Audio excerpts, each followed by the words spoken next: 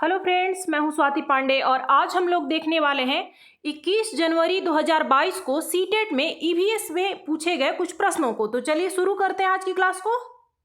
देखिए, पहला प्रश्न है हमारे देश के किस एक भाग के अधिकांश व्यक्ति अपने घरों के आंगन में टैपियोका और नारियल उगाते हैं और इसका उपयोग करके स्वादिष्ट भोजन तैयार करते हैं।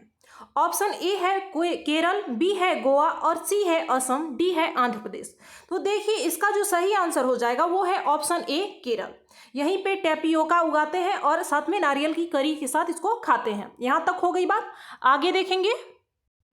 दूसरा प्रश्न है पक्षियों के उस प्रजाति का नाम क्या है जिसमें नर पक्षी अनेक सुंदर घोंसले बनाते हैं और मादा पक्षी उनमें से केवल एक घोंसला चुनते हैं और उसमें अंडा देते हैं।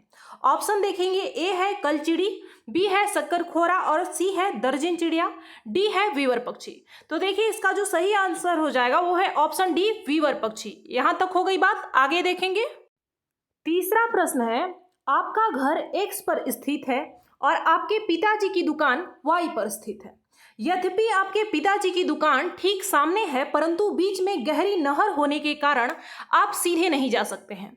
अतः आप पहले ठीक दक्षिण में 200 मीटर दूर जाते हैं, फिर ठीक पूर्व में 150 मीटर लंबा पुल पार करते हैं। इसके बाद आप ठीक उत्तर में 200 मीटर दूरी चलकर अपने पिताजी की दुकान पर पहुंचते हैं। आगे कहता है कि y के सापेक्ष आपके घर की निम्नवत दूरी और उसकी दिशा क्या है। तो देखिए, इसको हम लोग किस तरीके से सॉल्व करेंगे। मान लिए कि यहाँ पे हमारा घर है x, यहाँ से आगे कहा जा रहा है कि आप पहले ठीक दक्षिण में 200 मीटर चलते हैं। तो यहाँ से हम ठीक 200 मीटर दक्षिण में चलते हैं, यहाँ तक की दूरी मान लिए 200 मीटर हो गई। उसके बाद कहता है कि फिर ठीक पूर्व में 150 मीटर लंबा पुल पार करते हैं। मान लिए यहाँ से यहाँ तक की दूरी जो हो गई वो 150 मीटर हो गई।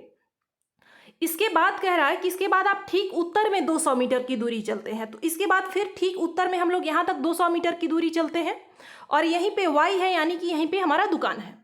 इसके बाद कहता है कि y के सापेक्ष आपके घर की निम्नवत दूरी और उसकी दिशा क्या है। तो देखिए, क्योंकि यहाँ से यहाँ तक हमारा 150 मीटर है, तो इसलिए यहाँ से यहाँ की निम्नवत जो दूरी हो जाएगी वो हमारा 150 ही हो जाएगा। और y के सापेक्ष अगर इसकी दिशा देखी जाए x की, यानी हमारे घर की, तो हो जाएगा पश्चिम में, यानी 150 मीटर ठीक पश्चिम में। ऑप्शन ए इसका सही आंसर हो जाएगा। यहाँ तक हो गई बात, आगे देखेंगे। अगला प्रश्न है, डॉक्टर ने किसी व्यक्ति को प्रतिदिन दवाइयों के साथ हरे पत्तीदार सब्जियां, आंवला और गुड़ खाने का सुझाव दिया। वह व्यक्ति कोई रोगी होना चाहिए जो पीड़ित है। किस रोग से पीड़ित है? ऑप्शन देखेंगे, ए है अनीमिया से, बी है बुखार से, सी है मलेरिया से और डी है मियादी बुखार से।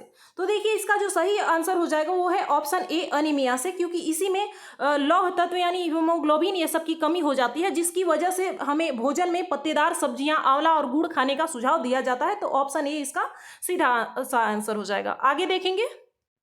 अगला प्रश्न है, ब्रॉन्ज या कांसा एक मिश्र धातु है जिसके प्रमुख संघटक हैं।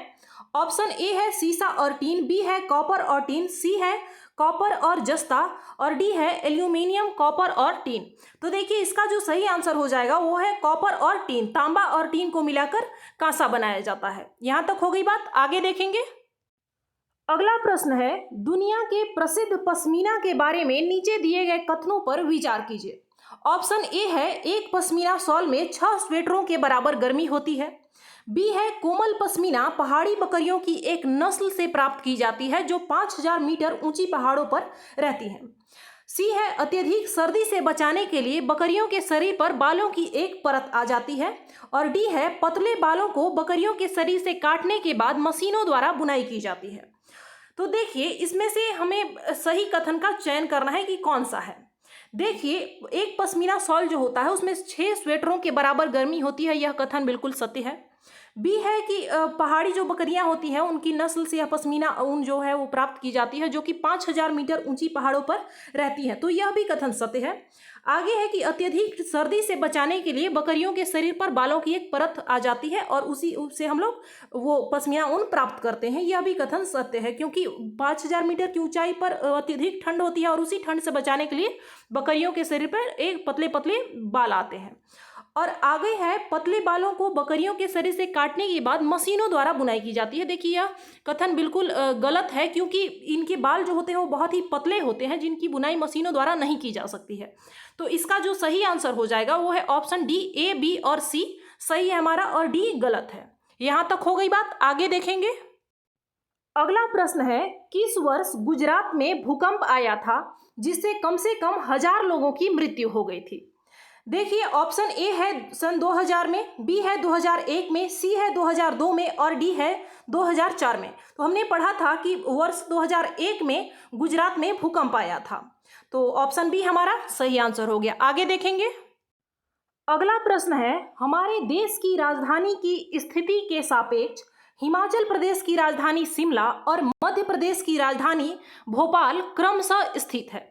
ऑप्शन ए है उत्तर और दक्षिण में, बी है दक्षिण पूर्व और उत्तर पश्चिम में, सी है दक्षिण पश्चिम और उत्तर पश्चिम में और डी है उत्तर पूर्व और उत्तर पश्चिम में। तो देखिए इसका आंसर जानने के लिए हम लोग मैप की सहायता लेंगे। देखिए यहाँ पे हमारे देश की राजधानी नई दिल्ली है, ये देखिए ये वाला जगह। यहाँ से हिमाचल प्रदेश की राजधानी शिमला जो है वो ठीक उत्तर की ओर जा रहा है, और वहीं मध्य प्रदेश की राजधानी भोपाल तक अगर हमें आना है तो यह ठीक दक्षिण की ओर आ रहा है। इस तरह इस प्रश्न का जो उत्तर है वो ऑप्शन ए इसका सही हो जाएगा, उत्तर और दक्षिण में। यहां तक हो गई बात, आगे देखेंगे। अगला प्रश्न है, शिमला हिमाचल प्रदेश में रहने वाला कोई व्यक्ति पहले भोपाल यानी मध्य प्रदेश का भ्रमण करना चाहता है और इसके बाद गांधीनगर गुजरात जाना चाहता है। उसकी यात्रा की दिशाएं होंगी पहले। ऑप्शन ए है दक्षिण पूर्व और इसके पश्चात पश्चिम की ओर, बी है दक्षिण पश्चिम और इसके पश्चात पूर्व की ओर, सी है दक्षिण और इसके पश्चात पूर्व की ओर और डी है दक्षिण और इसके पश्चात पश्चिम की ओर। देखिए इस क्वेश्चन का आंसर हम लोग मैप की सहायता से देखेंगे। देखिए प्रश्न में कहा जा रहा है कि हम हिमाचल प्रदेश की राजधानी शिमला से शुरू करते हैं और उसके बाद हमें आना कहाँ है, भोपाल में यानी कि मध्य प्रदेश में। तो यहाँ से जब हम भोपाल आएंगे तो ये हमारा दक्षिण की ओर हो गया और इसके बाद हमें जाना है गुजरात में गांधीनगर में। तो यहाँ से यहाँ इसकी जो दिशा है वो पश्चिम हो गई, यानी कि दक्षिण और उसके बाद पश्चिम। इस तरह इस प्रश्न का जो उत्तर हो जाएगा वो है ऑप्शन डी, दक्षिण और इसके पश्चात पश्चिम की ओर। ये हमारा ऑप्शन डी सही आंसर हो जाएगा। यहां तक हो गई बात, आगे देखेंगे। अगला प्रश्न है, हमारे देश के किस राज्य या केंद्र शासित प्रदेश की सीमा अरब सागर से लगती है? ऑप्शन ए है आंध्र प्रदेश, बी है कर्नाटक, सी है पांडिचेरी और डी है पश्चिम बंगाल। तो देखिए ऑप्शन बी जो है हमारा कर्नाटक, इसकी सीमा अरब सागर से लगती है। इसको देखने के लिए हम लोग मैप की सहायता लेंगे।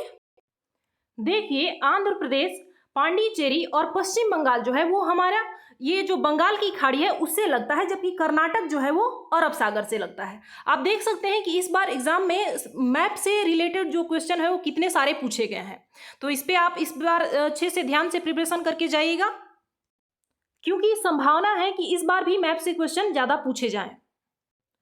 अगला प्रश्न है हमारा, विशेष प्रकार का नृत्य जिसे चिराओ कहते हैं कहाँ के लोगों द्वारा किया जाता है? ऑप्शन ए है असम, बी है मिजोरम, सी है ओडिशा और डी है झारखंड।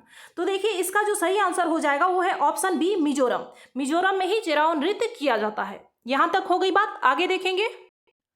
अगला प्रश्न है, उस महिला खिलाड़ी का क्या नाम है जिसने 12 वर्ष की आयु में ही वजन उठाने का अभ्यास आरंभ कर दिया था, 130 केजी तक वजन उठाने में सफलता प्राप्त की तथा अंतर्राष्ट्रीय प्रतिस्पर्धाओं में 29 मेडल जीते हैं? ऑप्शन ए है सुनीता विलियम्स, बी है वहीदा प्रिज्म, सी है वछेंद्री पाल और डी है कर्णम मल्लेश्वरी। तो देखिए इसका जो सही आंसर हो जाएगा वो है ऑप्शन डी, कर्णम मल्लेश्वरी। यहां तक हो गई बात, आगे देखेंगे। अगला प्रश्न है हमारा, यदि आप भारत के मानचित्र पर सरल रेखा ए बी यानी कोलकाता पश्चिम बंगाल की राजधानी जो कि बिंदु ए पर है, जो कलकत्ता है वो पश्चिम बंगाल की राजधानी, वो बिंदु ए उसको मान रखा है हमने, और जो पुदुचेरी है जो कि बिंदु बी पर स्थित है, यहाँ से यहाँ तक एक सीधी रेखा ए बी हम लोग खींचते हैं, तो बी के सापेक्ष बिंदु ए की दिशा क्या होगी? ऑप्शन है ए ठीक दक्षिण, बी है ठीक पश्चिम, सी है दक्षिण पश्चिम और डी है उत्तर पूर्व। देखिए इसका सही आंसर देखने के लिए हम लोग मैप की सहायता लेंगे। देखिए यहाँ पर ये जो कोलकाता है इसको हमने ए मान लिया है, ये हमारा ए है। और उसके बाद यहाँ से एक सीधी रेखा खींचते हैं पुडुचेरी तक, जहाँ की इसको हमने बी मान लिया है। अब पूछ रहा था हमसे कि बी के सापेक्ष ए की दिशा क्या होगी। तो पहले तो हम ऐसे लाइन ऐसे ड्रॉ कर लेंगे। देखिए ये ऊपर वाला उत्तर की ओर जा रहा है, यानी ये उत्तर तो जा ही रहा है, साथ ही इस तरफ जो है, इस तरफ हम लोग पूर्व बोलते हैं और ये हमारा पश्चिम है। तो ये हमारा जो सही आंसर हो जाएगा वो है उत्तर और पूर्व। इस प्रकार इसका ऑप्शन डी जो है वो हमारा सही हो जाएगा, उत्तर पूर्व। यहां तक हो गई बात, आगे देखेंगे। अगला प्रश्न है हमारा, मसालों का वह समूह जिसके प्रत्येक सदस्य को केरल में उगाया जाता है कौन सा है। ऑप्शन ए है काली मिर्च, हल्दी और तेजपत्ता। बी है तेजपत्ता, काली मिर्च और इलायची। सी है जीरा, लाल मिर्च और तेजपत्ता। डी है जीरा, काली मिर्च और इलायची। देखिए इसका सही आंसर जो है वो है ऑप्शन बी, तेजपत्ता, काली मिर्च और इलायची जो है वो केरल में उगाया जाता है। तो ऑप्शन बी हमारा सही हो गया। तो आज के लिए बस इतना ही, मिलते हैं हम लोग अगली क्लास में। धन्यवाद।